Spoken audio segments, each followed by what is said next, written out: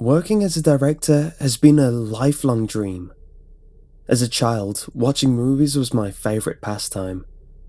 I would try to imitate my favourite directors by filming movies of my own. For my 13th birthday, I asked for a video camera. I remember feeling like an actual director as I carried my camera around and filmed whatever I could find. Filming wasn't just an activity for me. It was my passion. In film school, I was learning the practices of successful directors. I was to watch as many films as I could. I survived on a steady diet of Coppola, Hitchcock, Lynch. I'd seen all of the classics. I watched and rewatched them. I studied and took notes. There wasn't anything left to watch. I resorted to short films, independent projects. I would browse the internet for hours searching for my next one. Sometimes the task became grueling.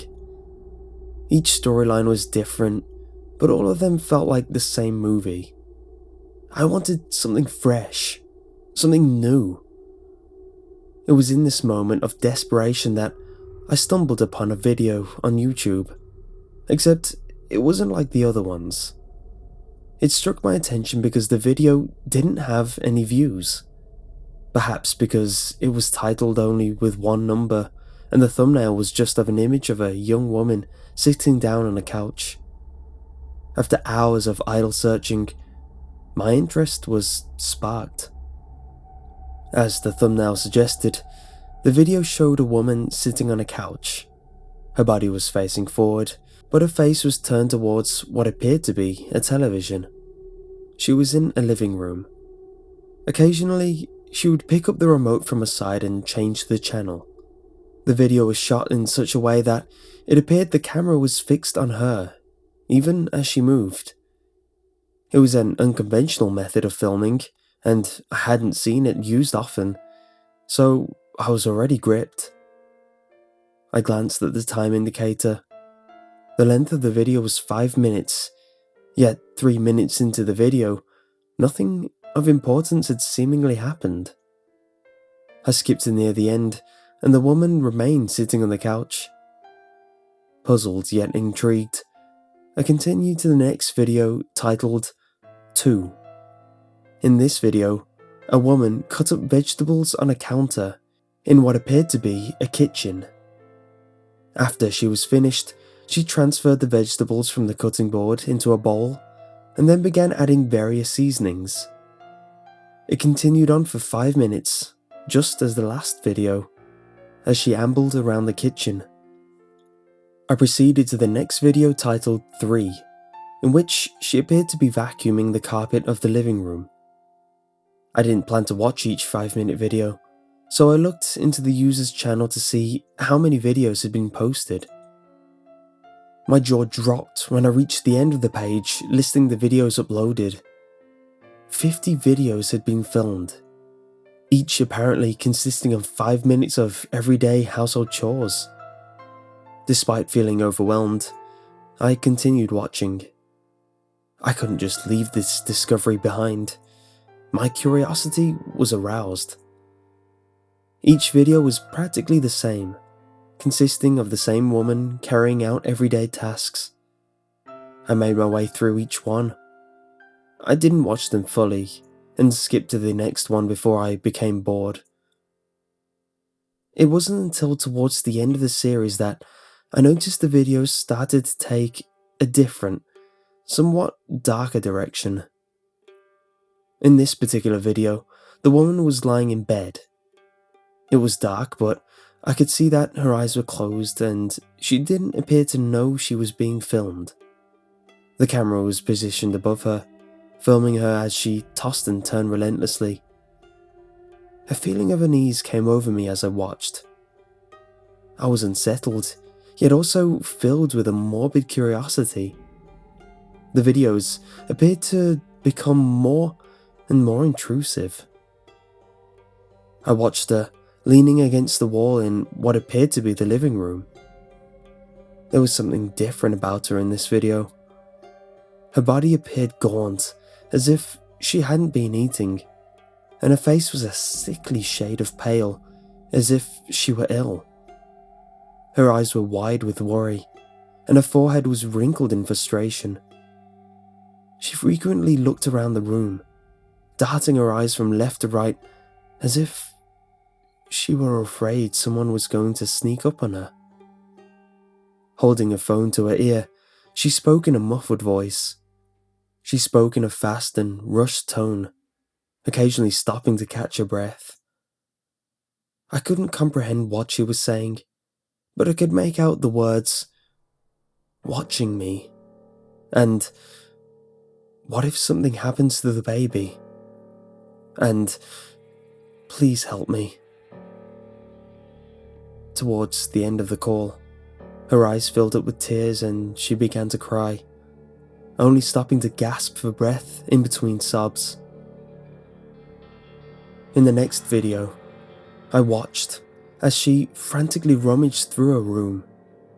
She looked under the bed, opened each drawer, and even removed the picture frames from the wall. When her search proved fruitless, she walked over to the bookshelf. Standing in front of the bookshelf, her body was facing the camera, and she was seemingly closer to it than she had been in all of the previous videos. She began removing books and tossing each one to the floor. It was then that I was able to see her face clearly.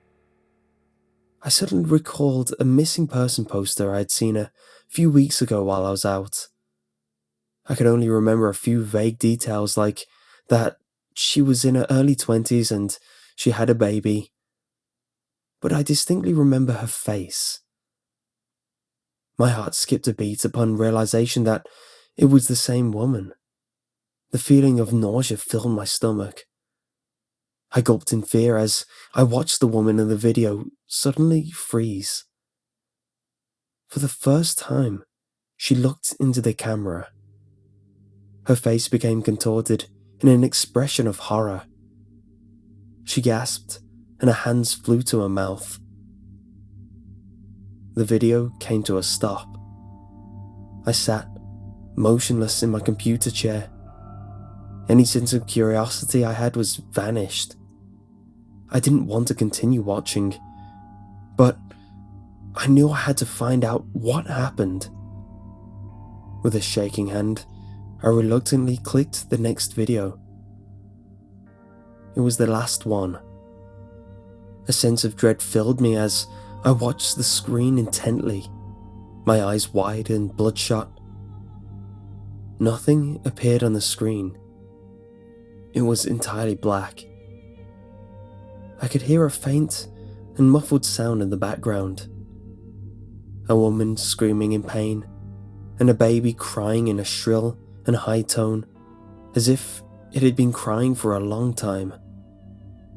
It continued on for 3 minutes until the woman's agonized screaming turned into a groan and then completely dissipated after several minutes. The video came to an end. I immediately stood up from my seat and bolted across the house to find the phone. I called the police. I don't know how I managed to get the words out. My voice shook and my entire body trembled with fear as I waited. When the police finally arrived, I led them to my computer. It had automatically turned off from inactivity, so I restarted it and opened up the browser. I tried to find the video again, but the search was fruitless. I quickly grew panicked. My eyes widened in disbelief when I saw that the computer history had been completely cleared. I searched using every possible method I knew, but it was as if the video had never existed. The police officers scoffed at me. I begged them to listen to me and to reconsider what I had to say, but they didn't believe me. The police won't believe me. My family won't believe me. No one believes me. I feel like I'm losing my mind. With each passing second, this feeling of dread inside me grows stronger. I haven't been able to sleep for days. I lie awake every night, afraid that whoever or whatever killed that woman is going to come for me. It could be watching me right now.